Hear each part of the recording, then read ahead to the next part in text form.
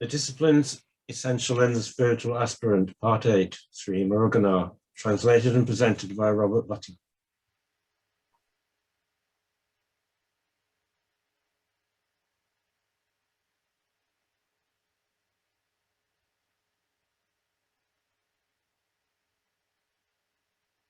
நிறைமால் நெருங்கிய நாயான என்னை இறையாயிடுதல் எவ்வாறாம்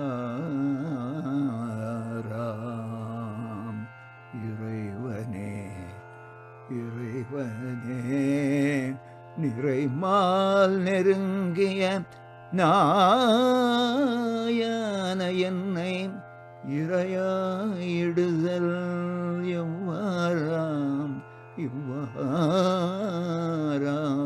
இறைவனே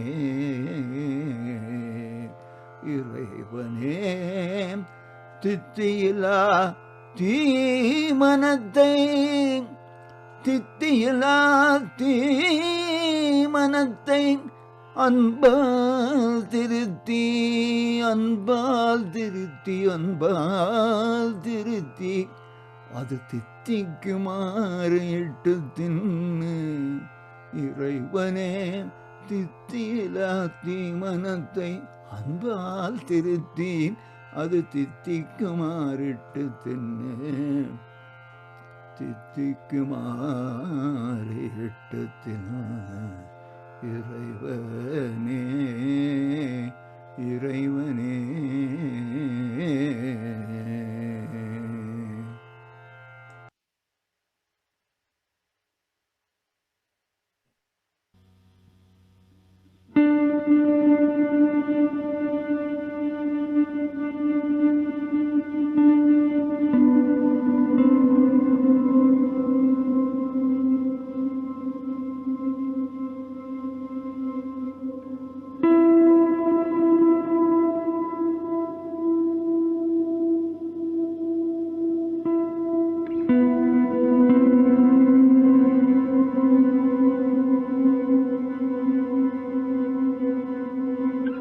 How might I, a mere dog of delusion replete, offer myself to you, my Lord, as prey to eat?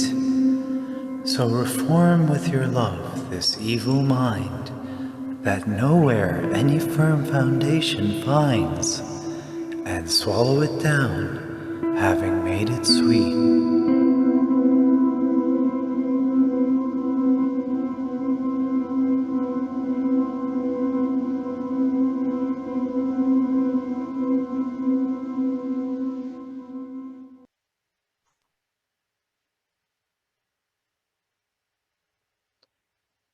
Om Namo Bhagavate Sri Ramana. So we'll get started today with Muruganar's Neṟi, or discipline, number 22. And then please go ahead. கடவுளும் குருவும் இருவரும் உண்மையில் வேறல்லர். அருளே வடிவாய் இருத்தலால் அவரது சங்கல்ப பூர்வமாகவே அடியார் பாற்றிடு அருள் நிகழ வேண்டும் என்ற நியதி சிறிதும் இல்லை. கடவுளும் குருவும் அருளே வடிவாய் இருத்தலால், கடவுளும் குருவும் இருவரும் உண்மையில் வேறல்லர். அருளே வடிவாய் இருத்தலால் அவரது சங்கல்ப பூர்வமாகவே அடியார் பாற்றிடு அருள் நிகழ வேண்டும் என்ற நியதி சிறிதும் இல்லை. Robert. God and Guru, in reality, the two are not different, are of the very form of grace.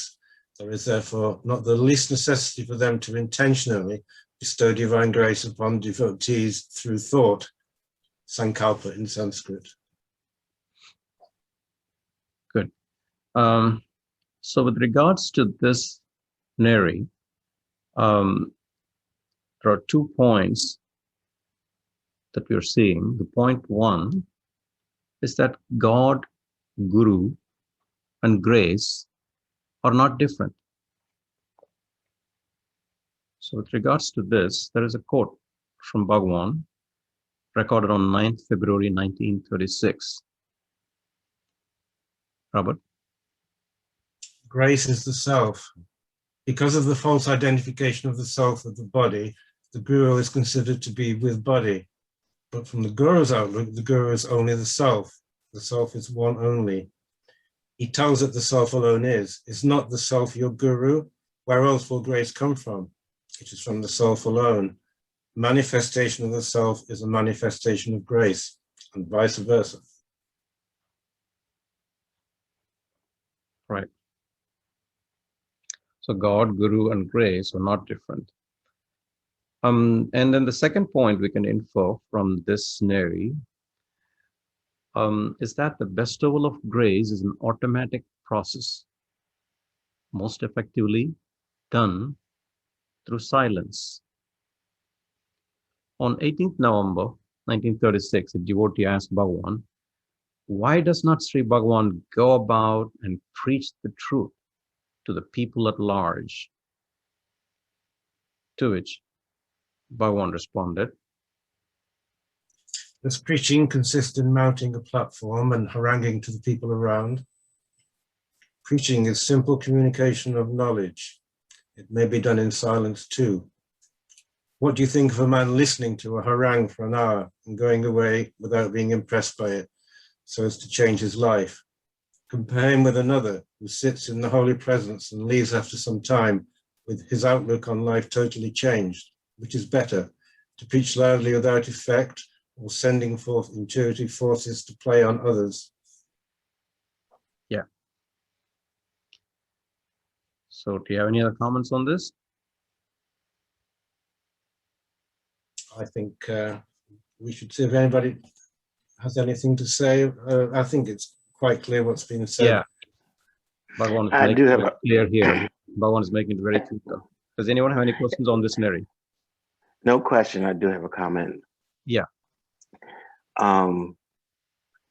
It's powerful for one's own understanding. If one seeks something, it's like an invitation. So if I go to what I want in enlightenment, there's an opening there. If someone comes at me with it without invitation, then that tends to be something less authentic. Exactly. Yeah, that's what I want to say. Thank you. Yeah. You're welcome. Thank you. Yes, we have to go to the Guru always. That's why Bhagavan as well as Ramakrishna Paramahansa, they just sat in one location. People went to them. No, that's one of the hallmarks of a true Guru. I think, just like Stephen said, it's there's a very simple saying for this: if you've got the goods, then there's no need to put on a show. Yeah, exactly. Right. The more drama you see, the more suspicious we have to be.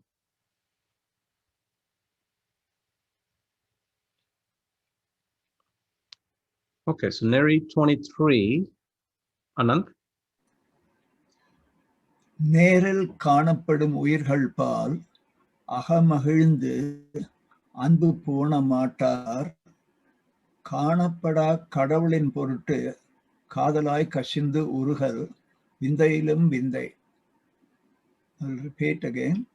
நேரில் காணப்படும் உயிர்கள் பால் அகமகிழ்ந்து அன்பு பூண மாட்டாதார் காணப்படா கடவுளின் பொருட்டு காதலாய் கசிந்து உருகல் விந்தையிலும் விந்தை. Thank you. So if you see those Tamil quotes from Muruganar, they are in his own handwriting, which is well preserved. Robert? That those who refuse to joyfully bestow their affection upon the beings they see and meet firsthand will melt and dissolve in love for a God who cannot be seen is indeed the wonder of wonders. So I think we've a bit of spiritual progress above our duty to other people. If we find ourselves doing that, we know that we've taken a wrong turning somewhere. We need to go back to our basic values and value the people around us before we can embark on a task like this. So those who refuse to joyfully bestow their affection upon the beings they see and meet at first hand will melt and dissolve in love for a God who cannot be seen is indeed the wonder of wonders. So there are a couple of points that we see here in this Neṟi. One is that instinctive love for others is a sign of spiritual progress.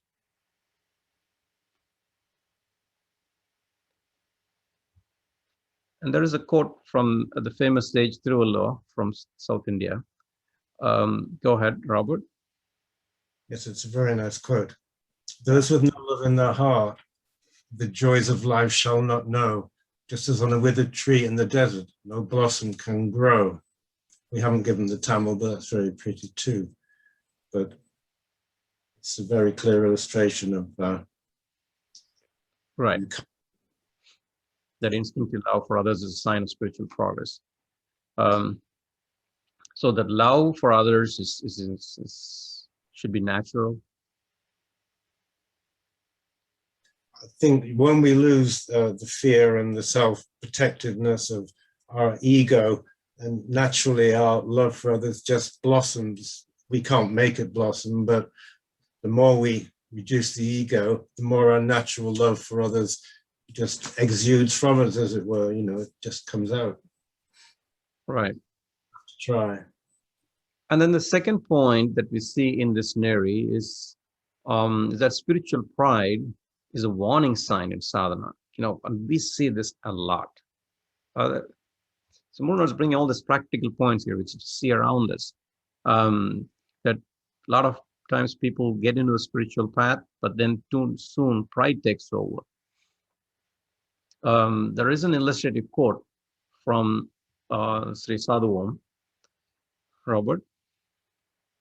If a person takes renunciation, sannyasa, with the desire that other people should honor and revere him, that renunciation, sannyasa, will only destroy his true happiness.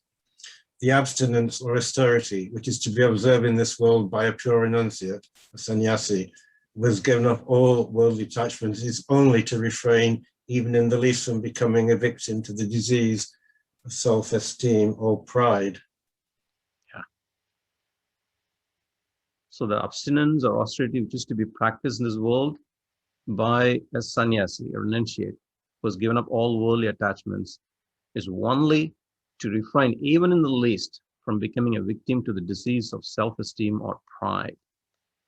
And a lot of times we see this, you know, they start out with genuine interests, and I see so many so-called God-men, and in whom once people start falling on their feet, their pride and ego goes up through the roof. So that is something we need to keep in, you know, be careful about. And in our own progress, well, we should never be thinking, I think, you know, so we are in the best path and all those things. All of that could just contribute to ego. So just focus on our own spiritual practice. Does anyone have any questions on this, Neṟi?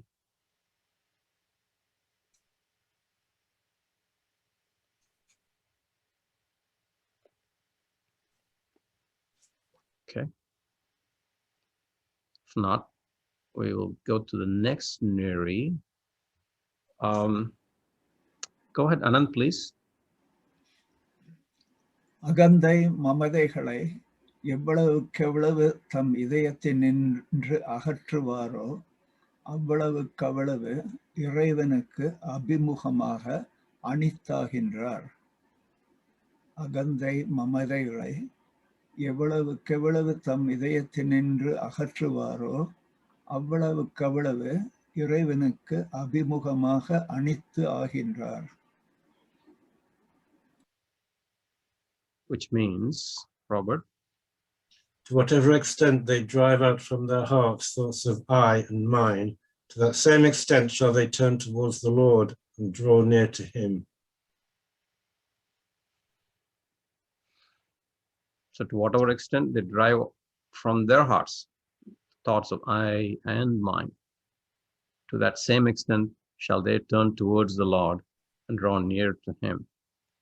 Again, we see a couple of points in this Neṟi. The first point that Muruganar makes is one of the biggest barriers to realization is the notion that we and the self, God, Bhagavan are different. That should go away. Now, that perceptual difference, that ananya, that the sense that God is different than us should go. With regards to this, well, let's look at Upadesundiyar verse 24, Robert. The nature of their being, God and individual souls are one and the same. They only seem different because of the adjunct awareness, the I am the body sense. Yeah. இருக்கும் இயற்கையால் ஈச சீவர்களும் ஒரு பொருளே ஆவர் உந்திப்பெற உபாதி உணர்வே வேறுந்திப்பெற. So in the nature of the being, God and individual souls are actually one and the same. They only seem different. Again, it's a seeming difference because of the adjunct. Adjunct here refers to the I am the body sense, the upadi. In other words, the ego. Right. Any questions on this point?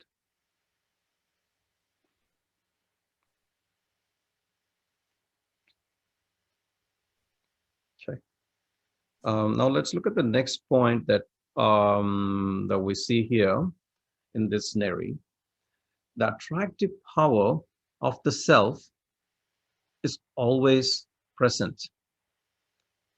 Our failure to feel it does not mean that it is absent at any time.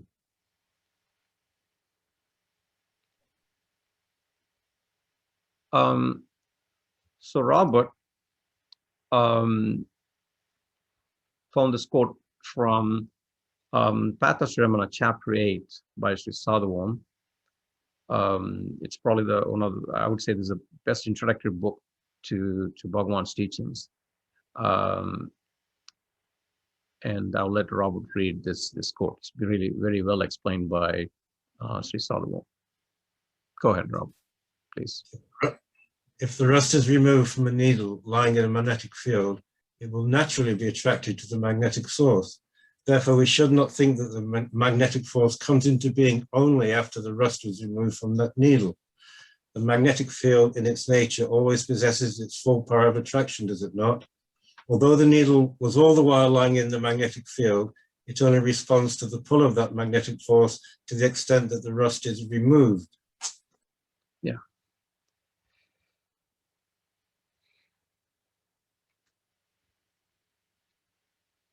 So all you really need is to remove the rust, right? So the needle is all the while in the magnetic field, but it responds to the pull of the magnetic force to the extent that the rust is removed. And Sadhuvam continues. Go ahead, please. Similarly, all the striving to abandon the outward perspective and to place the focus on self-attention is analogous to the removing of the rust from the needle. So the result of our efforts is to be brought under the power of the light of the heart, the magnetic field of grace and jnana, which shines, seizing and swallowing up everything in the spreading rays of the self. Those who are spiritually extreme and mature will not resist this power, which is the light of the heart, and will willingly succumb to its control.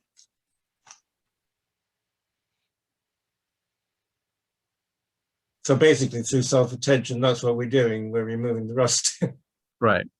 So the results of our efforts is to be brought under the power of the light of the heart, the magnetic field of grace and jnana, which shines, seizing and swallowing up everything in the spreading rays of the self. Those who are spiritually extremely mature will not resist this power, which is the light of the heart, and will willingly succumb to its control. It should be pointed out that we shouldn't resist it, but we can't grasp it either. So it's a very delicate place to That is not good to grasp. without to grasp it. Yeah. So I will stop right here and see if there are any questions on this Neṟi. If you go back to the Neṟi itself, 24, the Tamil as well as the English versions, in particularly the Tamil version, it gives a plural like Ahande Mamadegalai, Ebalava Kebalave. So as you have it there, yeah. Yeah. No, here the heart. Before you remove this, before you remove this slide, the light of the heart at the very last line, and the heart here is the one, as we understand, the place where the spurna or the self resides.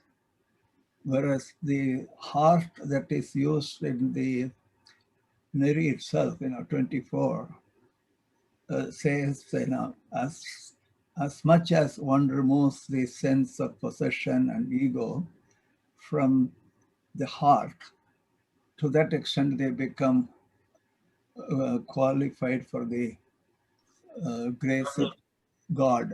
Really, not the heart there, doesn't it? Yeah, so there is God there is a heart, and then there is an ego, and then there is Mamadai. So would we need to clarify our thoughts about the terminology here? Yeah, I'll let Robert respond to that. Go ahead, Robert. I don't really see any discrepancy there. The heart with the capital H is just the self, and the heart mentioned in the first part is the mind, really, drive from our hearts, in the sense, drive from our minds. Does anybody else see it? Anything confusing about it? No. Okay, I guess not. Any other questions or comments?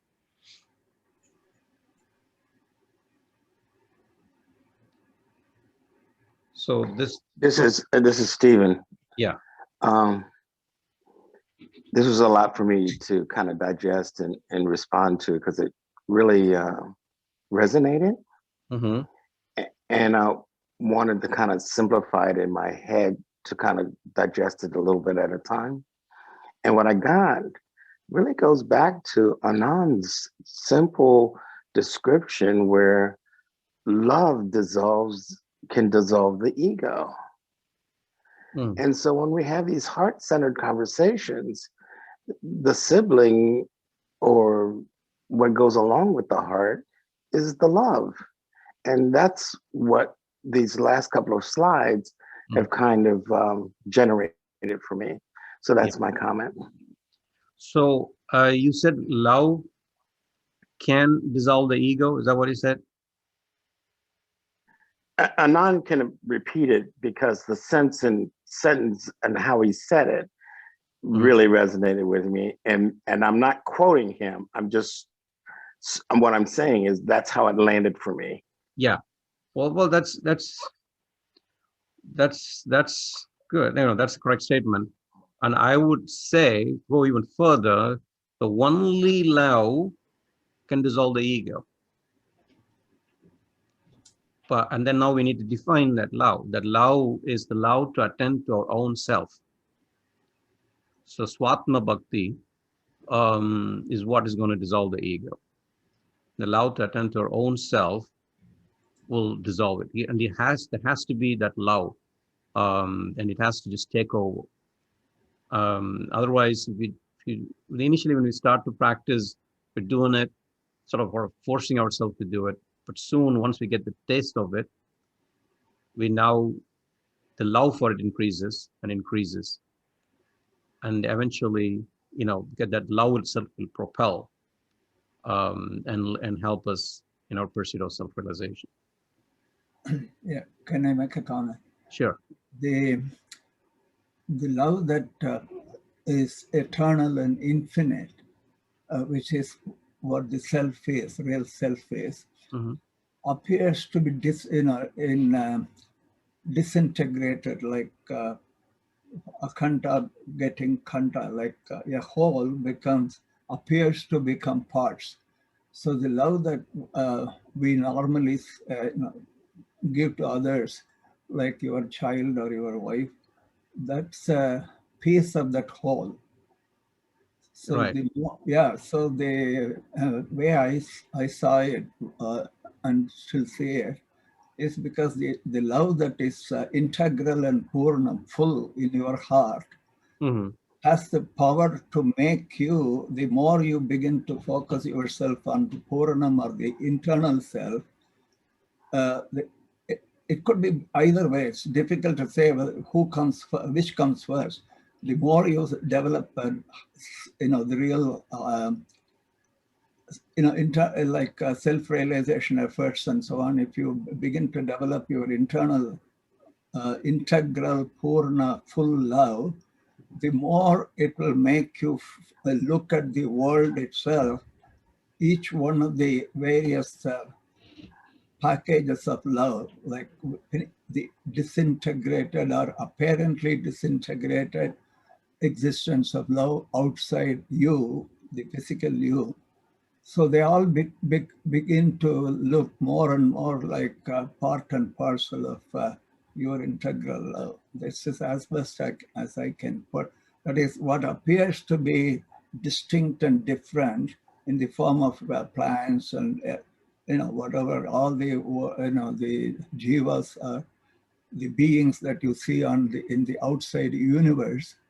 They all begin to join together like a pieces of a puzzle, or even, that's not a good example.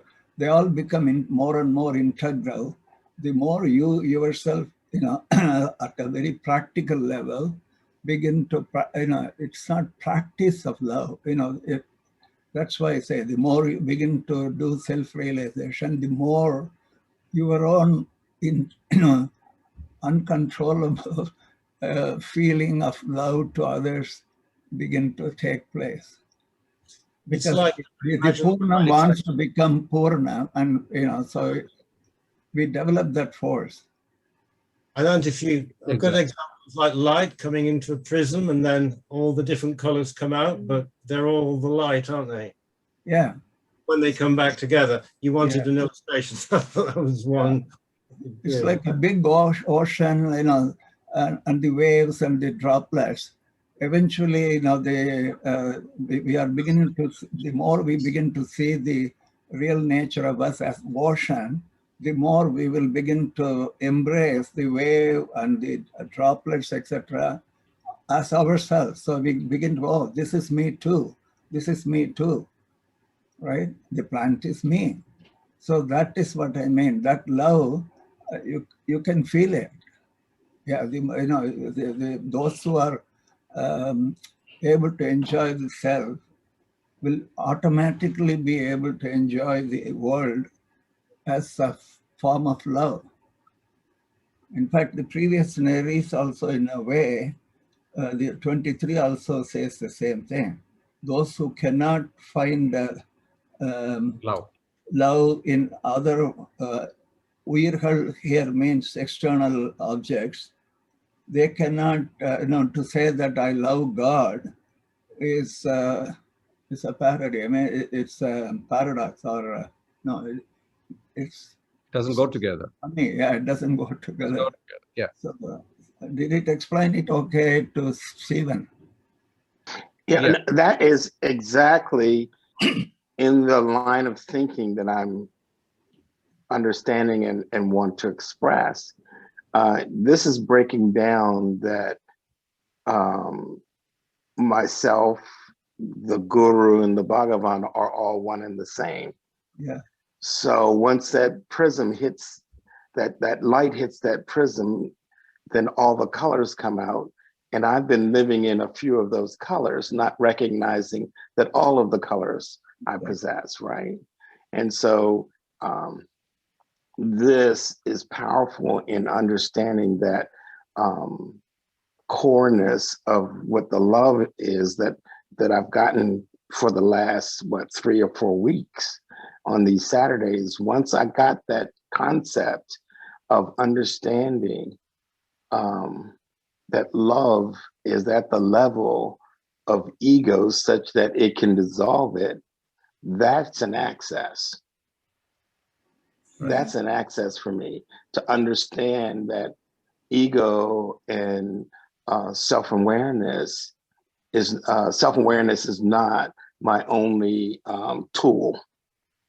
Love is another tool for me. That's just how it is in my head right now. Yeah.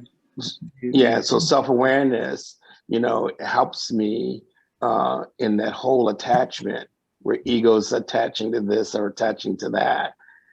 And self-awareness helps me with the detachment. But now I have this other access called love, which is something more natural for me. And if I can exercise that, then it supports me in my detachment. So, as we practice more and more Atma Vichara, the self-love increases, and then that love propels you to practice more and more. So each is complementary to the other. It's just it's a positive cycle. They're not necessarily different, but at some point you'll see that they're both one and the same. Yes, I agree with that. However, if I'm building something, Exactly. I can't eat the whole thing at one time. So it's just Right. a piece, To start with, it's okay to look at it from two different angles. Right. And, With each human being has his own predilection, right? So, I mean, you may start with the one and you may use the other as a tool.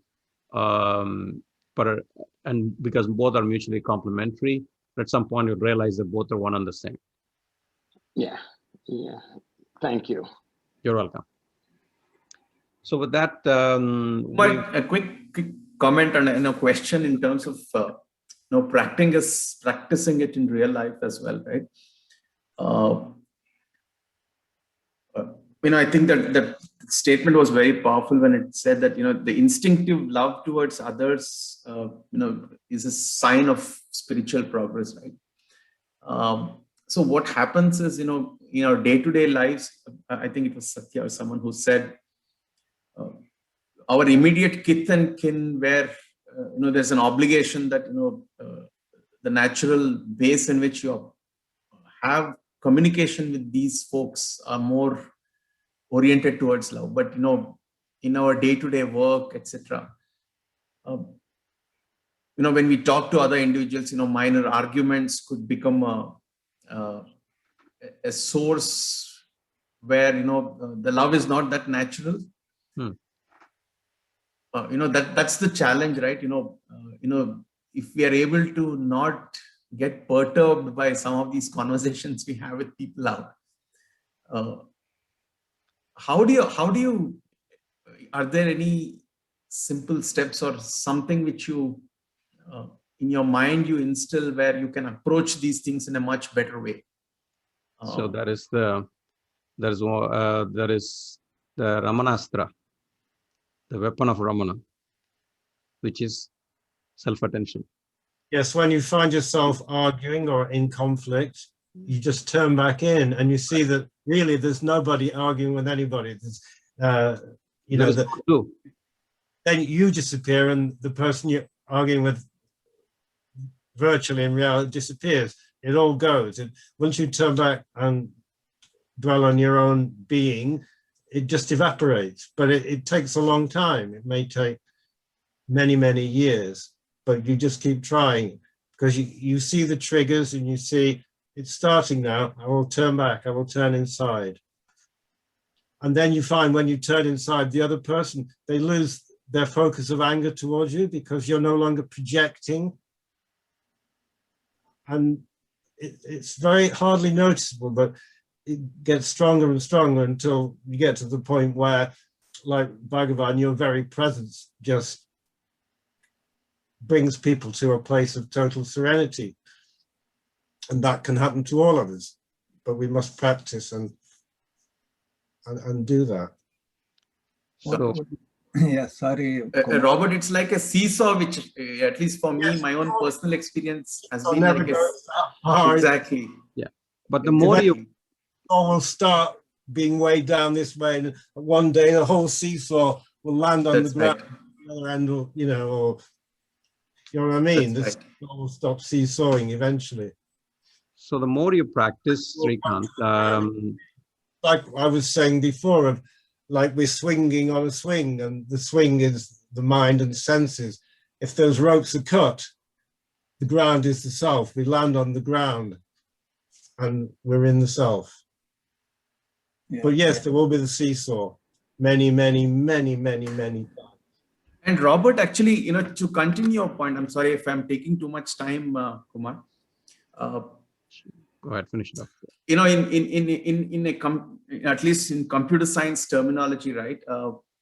So you have certain things where it's real time in nature versus some where, you know, you have a batch process. That means that you have enough time to react to someone. But I think where we really, at least my experience has been that when things hit real time and at that moment, you know, that buffer, if you have, at least, you know, the sense will prevail that, you know, Yes. you'll find a better way of responding to the other person. But when it comes to real time, it's very difficult. Very, very subtle. You just have to catch it in your interactions with people. You catch it, and you immediately, intuitively, it's not a thought because it's very fast. You see what you're doing and you come back. It's very much like the process of, they say when thoughts arise, don't follow them. But most of us, we follow 5 or 6 before we come back down. But if you can do it at the very moment the first thought arises, and usually it's a thought of, I want something, I need something, somebody needs to do something, I'm angry with somebody, and you can catch it.